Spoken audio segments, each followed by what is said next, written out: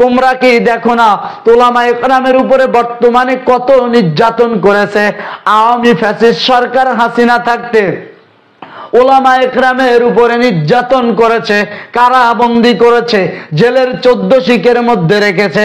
আমাদের আল্লামা সাইদিকে বিদায় করেছে, আল্লামা জুনায়েদ বাবুনগরীকেও বিদায় করেছে, আল্লামা আহমদ শফিকে চক্রান্ত করে সে এই দুনিয়া থেকে বিদায় করে দিয়েছে। ওই নূর হোসেন নূর কাসেমীকে তারা, নূর হোসেন কাসেমীকেও তারা বিদায় করে দিয়েছে। তারা উলামায়ে কেরামের উপরে রাগ হইয়া গিয়েছে, কারণ তারা এটা ভালো করে বুঝতো এই জমিন যদি এক সময় শাসন করে উলামায়ে কেরাম করবে, এই জমিনে যদি ইসলামের পতাকা দেয় তাহলে 1 নাম্বার উলামায়ে কেরামরাই দিবে। এই ভেবে ইহুদি খ্রিস্টানেরা এবং ইহুদি খ্রিস্টানের পাচাটা গোলাম হাসিনা তারা এসে বাংলাদেশটাকে চূর্ণ বিচূর্ণ করে হক্কানি উলামায়ে কেরামদেরকে ধরে ধরে ধরে ওই জেলের মধ্যে ঢুকাইছে। আল্লাহ তাআলা কয় হাসিনা করতে থাক করতে থাক, আল্লাহ দেখতেছে দেখতেছে, ধরে না ধরে না ধরে না। আল্লাহ কয় উপরে ওঠ, যত উপরে ওঠে তত কিন্তু আসার দিতে সুবিধা হয়। আল্লাহ কয় উপরে উঠতে থাক উপরে উঠতে থাক উপরে উঠতে থাক, আমি ধরবো না, তবে আমি যেদিন ধরবো তুই হাসিনা পালানোর জায়গা পাবি না। আল্লাহ ধরছে, হাসিনাও দুনিয়ার দেশ ছেড়ে বাধ্য হয়েছে। চিন্তা করতে পারছেন? খাবার বানাইছে, দুপুরের খাবার খাইবে, কত মজার খাবার, গণভবনে বঙ্গভবনে বৈশা খাবার খাবে, কি সুন্দর রোস্ট বানাইছে, তরু তাজা শাক সবজি ফলমূল রেডি, খাবে দুপুরে। আল্লাহ কয় না না, আল্লাহু খায়রুর রাযিকিন, তোর আর বাংলার জমিনে রিজিক হবে না, সুতরাং তোমার রিজিক শেষ হয়ে গেছে, যা তোর রান্নাকৃত খাবার রেখে হেলিকপ্টারে উঠে পালায় চলে যা। আল্লাহ যখন যারে ধরে এমন ভাবেই ধরে। কয়েকটা মিনিটের একটা বক্তব্য রেকর্ড করতে চেয়েছিল, সময় দেওয়া হয় নাই, কারণ বাংলার জমিনে সময় দেওয়া হবে না। এটা 12 আউলিয়ার জমিন, এটা উলামায়ে কেরামের জমিন, এ জমিন শাহজালালের জমিন, এ জমিন শাহপরানের জমিন, এ জমিন শাহ মাকতুবের জমিন। এই জমি আবাদ করেছে উজানির কারি ইব্রাহিম, এই জমি আবাদ করেছে চরমনার ইসহাক। এই জমিনের মধ্যে আল্লামা সাইদির বরকতের পার হয়ে গেছে। সুতরাং এই জমিন নিয়ে যতই নিনিসিনি খেলো, আল্লাহর কসম এই জমিন কখনো অসন্তান জন্ম দেয় নাই, কুসন্তান জন্ম দেয় নাই। এই জমিন যেই সন্তানগুলো জন্ম দিয়েছে এরা এক একটা সোনার মানুষ এবং বড় বড় উলামায়ে কেরাম তৈরি হয়ে গিয়েছে। পৃথিবীতে বহু জাতি মানুষ আছে, ইহুদি খ্রিস্টান বৌদ্ধ নাছাড়া হিন্দু, বহুত প্রকৃতির বহু ধর্মের মানুষ আছে। প্রত্যেকেই প্রত্যেকের ধর্ম অনুসরণ করে, কিন্তু আল্লাহ তাআলা সব ধর্ম নয়, আল্লাহ তাআলার কাছে একটা ধর্মই পছন্দ, সেটা হলো ইন্নাদ-দীনা ইনদাল্লাহিল ইসলাম। পৃথিবীতে আল্লাহ তাআলা অনেক ধর্ম দিয়েছেন বান্দা, ধর্মের কোনো শেষ নাই, আল্লাহ দেয় নাই, মানুষ বানায় নিয়েছে। আল্লাহ ধর্ম দিয়েছেন, একটা নাম হলো ইসলাম। এই ইসলামের পরে আল্লাহ বলেন তোমার জীবনকে এর উপরে সবর্দ করে দাও। ইসলামের পরে যদি তোমার জীবন চালাইতে পারো, আল্লাহ বলেন তার জন্য আমি জান্নাত রেডি করে রাখলাম।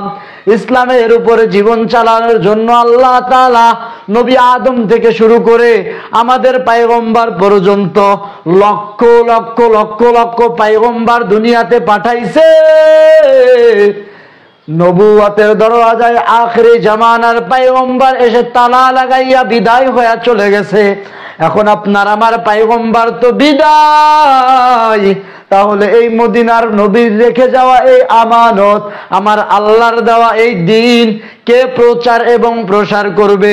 কোন নবীও নাই, পয়গম্বরও নাই, রাসূলও নাই, তাহলে এই দিন কে প্রচার করবে? এই দিন প্রচার করার জন্য সাহাবায়ে কেরাম চলে গেলেন, যা বলতেছেন ও পয়গম্বর বলেন আপনি তো দুনিয়া থেকে বিদায় নিয়ে চলে যাবেন, কারণ আল্লাহ তো কোরআনের আয়াত নাজিল করে বলেছেন কুল্লু নাফসিন যায়িকাতুল মাউত। আল্লাহ বলেন পৃথিবীতে যারা জন্মগ্রহণ করেছে, মানুষ বলো জীব জানোয়ার যাই বলো না কেন, সবাই দুনিয়া থেকে বিদায় নিয়ে আল্লাহ তাআলার কবরে চলে যাবে, এই পৃথিবী ছাড়তে হবে। তাহলে ও পয়গম্বর আপনি বলেন, যেদিন আপনি এই দুনিয়া থেকে বিদায় নিয়ে চলে যাবেন, আপনার রেখে যাওয়া আমানত, আপনার কষ্টে গড়া তিলে তিলে গড়া এই দ্বীনের আমানত কে কার কাছে পৌঁছাবে? তখন মদিনার পয়গম্বর বললেন, ক্বালান নবী সাল্লাল্লাহু আলাইহি ওয়াসাল্লাম ফিল হাদিসিশ শরীফা, ইন্নাল উলামা ওয়ারাসাতুল আম্বিয়া। নবীজি বলেন, ও সাহাবায়ে কেরামেরা তোমরা শুনে রাখো, এই যে আমি চলে যাব দুনিয়া থেকে বিদায় নিয়ে, এরপরে এই দায়িত্ব নেবে সাহাবায়ে কেরাম। কয় সাহাবায়ে কেরামও তো দুনিয়া থেকে চলে যাবে, কয় তারপরে দায়িত্ব নেবে তাবে তাবাইন, কয় তাবে তাবিনরাও তো দুনিয়া থেকে চলে যাবে। কয় চলে গেলেও অসম্ভবের কিছু নাই, কারণ পৃথিবীর মধ্যে আল্লাহ এক জাতি পাঠাবে, ইন্নামা ইয়াখশাল্লাহু মিন ইবাদিহিল উলামা। পৃথিবীর মধ্যে আল্লাহকে যদি মেনে ভয় করে চলে, এক নম্বরে উলামায়ে কেরাম চলে।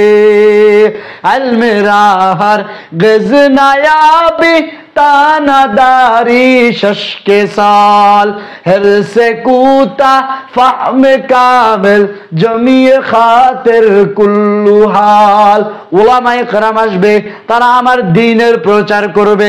সাহাবায়ে কেরামও থাকবে না, উলামায়ে নবীজিও থাকবে না, রাসূলরাও থাকবে না, তাবে তাবেঈনও থাকবে না, আয়াম্মায়ে মুস্তাহিজিনরাও থাকবে না। ও পয়গম্বর আপনি যখন চলে যাবে তাহলে কি উলামায়ে কেরামের দায়িত্ব? নবী বলেন, হ্যাঁ উলামায়ে কেরামের দায়িত্ব। উলামায়ে কেরাম এসে এই দুনিয়ার মধ্যে ইসলামের ঘাঁটি ধরে রাখবে। তোমরা কি দেখো না উলামায়ে কেরামের উপরে বর্তমানে কত নির্যাতন করেছে? আওয়ামী ফ্যাসিস্ট সরকার হাসিনা থাকতে উলামায়ে কেরামের উপরে নির্যাতন করেছে, কারাবন্দী করেছে, জেলের 14 শিকের মধ্যে রেখেছে।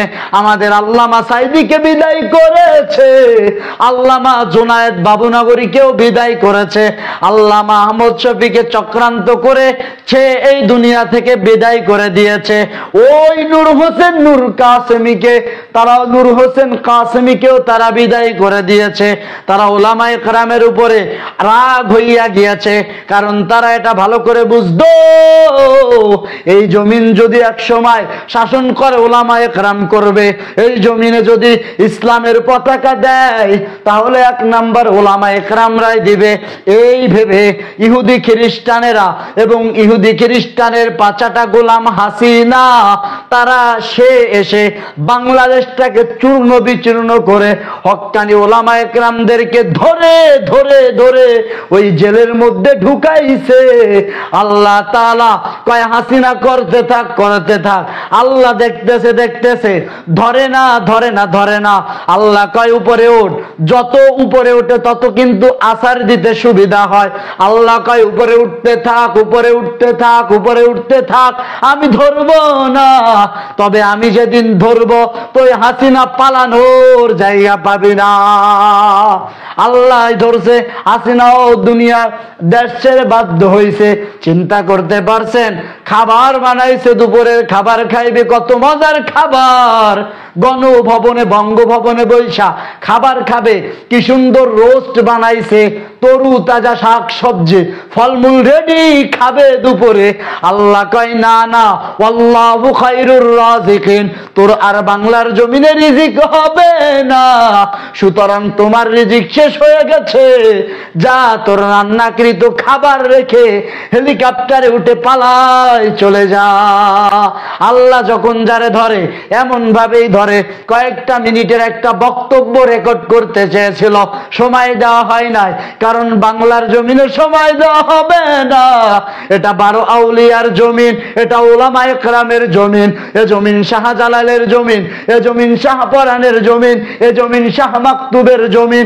এই জমি আবাদ করেছে উজানির কারি ইব্রাহিম, এই জমি আবাদ করেছে চরমনার ইসহাক, এই জমিনের মধ্যে আল্লামা সাঈদীর বরকতের পার হয়ে গেছে। সুতরাং এই জমিন নিয়ে যতই নিমিছিনি খেলো, আল্লাহর কসম এই জমিন কখনো অসন্তান জন্ম দেয় নাই, কুসন্তান জন্ম দেয় নাই। এই জমিন যেই সন্তানগুলো জন্ম দিয়েছে এরা এক একটা সোনার মানুষ এবং বড় বড় ওলামা ইকরাম তৈরি হয়ে গিয়েছে। এজন্য বলবো ওলামা ইকরাম নিয়ে কোনো ষড়যন্ত্র না, ওলামা ইকরামের সাথে আসুন, ওলামা ইকরামের সাথে বসুন, নিজের জীবনকে সুন্দর করে দেন।